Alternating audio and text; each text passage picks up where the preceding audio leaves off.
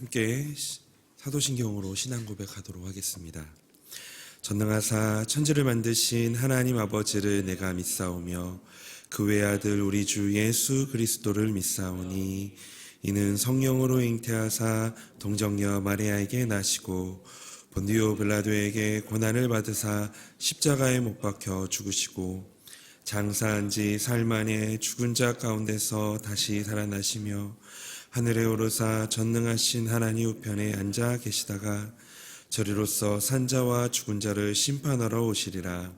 성령을 믿사오며 거룩한 공예와 성도가 서로 교통하는 것과 죄를 사하여 주시는 것과 몸이 다시 사는 것과 영원히 사는 것을 믿사옵나이다. 아멘. 찬송가 214장 찬송하겠습니다.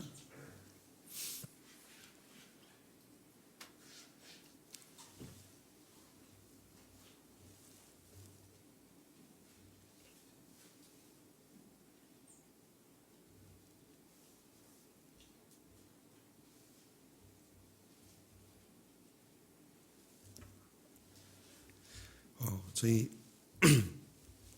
나 주의 도움 받고자 주 예수님께 빕니다. 그 구원하 허락하시사 날 받아 주소서. 내 모습 이대로 주 받아 주소서. 날 위해 돌아가신 주 날 받아 주소서. 큰 죄에 빠져 영축을 날 위해 피 흘렸으니 주 형상대로 빚으사 날 받아 주소서. 내 모습 이대로 주 받아 주소서. 날 위해 돌아가신 주 날 받아 주소서. 내 힘과 결심 약하여 늘 깨어지기 쉬우니 주 이름으로 구원해 날 받아 주소서. 내 모습 이대로 주 받아 주소서.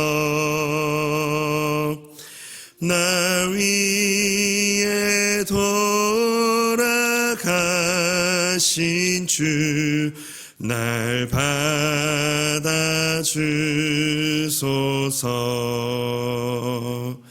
내 주님 서신 발 앞에 나 꿇어엎드렸으니 그 크신 역사 이루게 날 받아 주소서. 내 모습 이대로 주 받아 주소서. 날 위해 돌아가신 주 날 받아 주소서. 아멘. 하나님 말씀 함께 보겠습니다. 오늘 하나님의 말씀은 민수기 4장 46절에서 49절까지의 말씀입니다. 민수기 4장 46절에서 49절까지의 말씀입니다. 함께 합독하도록 하겠습니다. 모세와 아론과 이스라엘 지휘관들이 레위인을 그 종족과 조상의 가문에 따라 다 계수하니 30세부터 50세까지 회막 봉사와 매는 일에 참여하여 일할 만한 모든 자, 곧 그 계수된 자는 8,580명이라.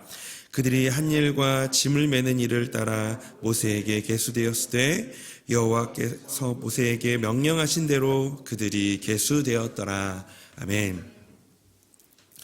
저희가 이번 한 주 동안 우리 민수기서를 이제 시작하게 되었죠. 우리 민수기 1장부터 시작된 이 이스라엘의 이 인구조사가 오늘 본문의 내용인 이 레위 자손 중에 회막에서 봉사할 사람들을 종족과 가문별로 계수하고 그 총계가 보고됨으로 이 인구조사가 마무리가 되어집니다. 구체적으로 이 본문은 회막에서 복무하고 봉사할 30세부터 50세의 사람들을 계수한 결과를 기록하고 있습니다. 그런데 이처럼 별로 중요해 보이지 않는 이 레위 자손의 계수 결과를 거듭해서 기록한 이유가 무엇일까요? 특별히 본문을 통해서 깨닫게 되는 의미는 과연 무엇일까요?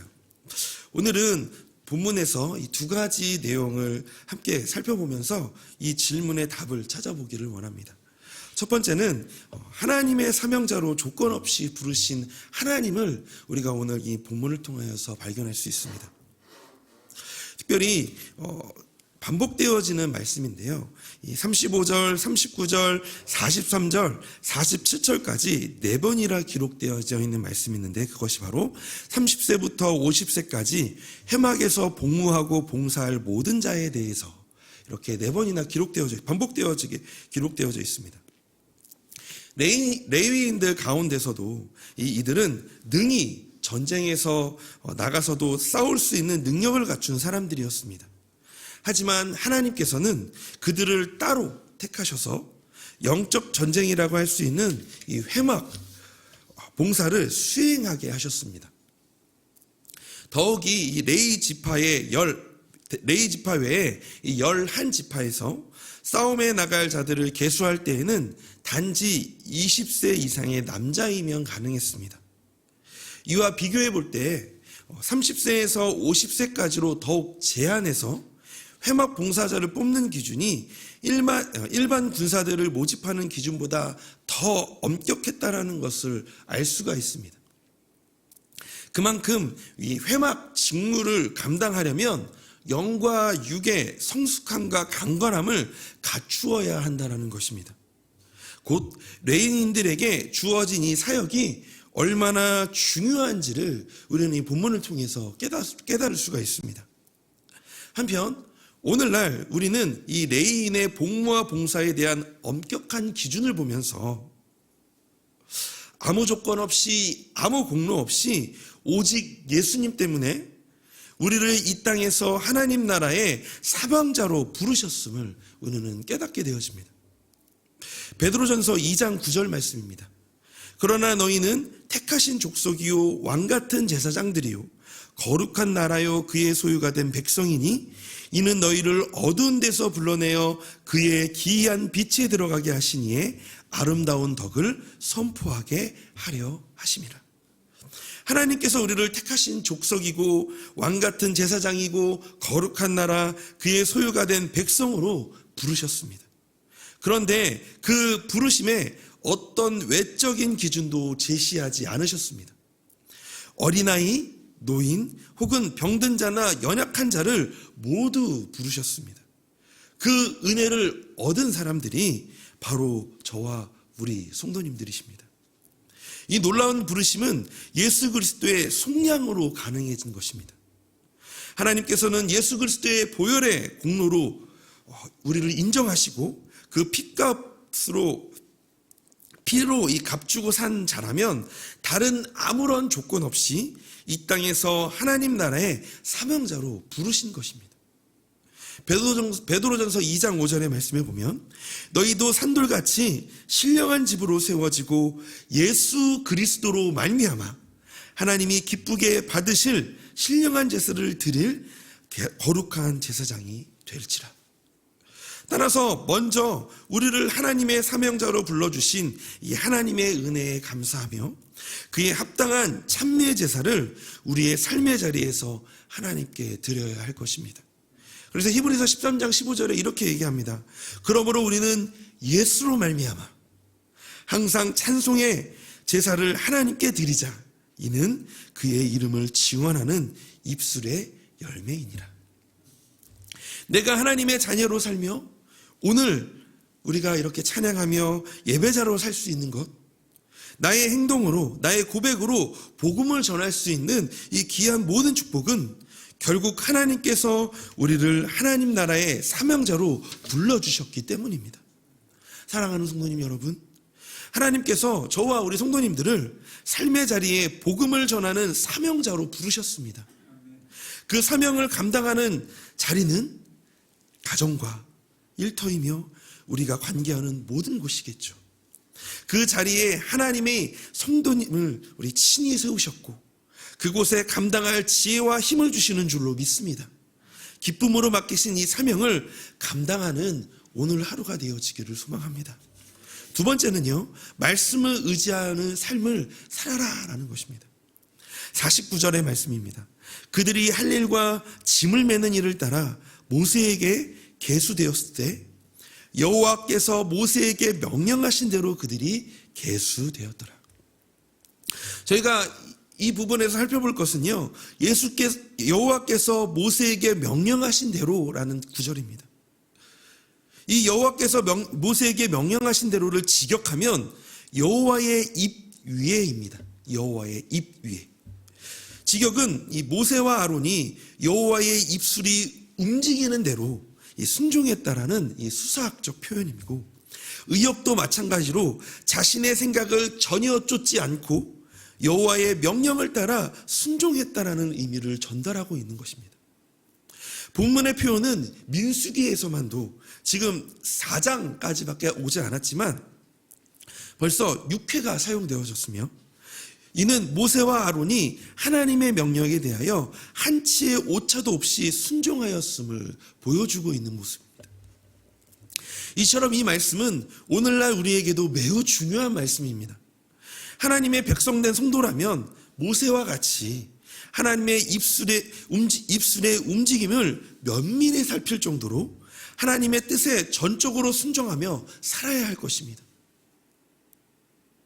사무엘하 7장 9절의 말씀입니다. 내가 가는 모든 곳에서 내가 너와 함께 있어 내 모든 원수를 내 앞에서 멸하였은즉 땅에서 위대한 자들의 이름같이 내 이름을 위대하게 만들어 주리라. 결국 오늘날 성도인 우리들이 추구해야 할 삶의 방식도 바로 모세가 행했던 것과 같이 말씀을 의지하는 삶이어야 합니다.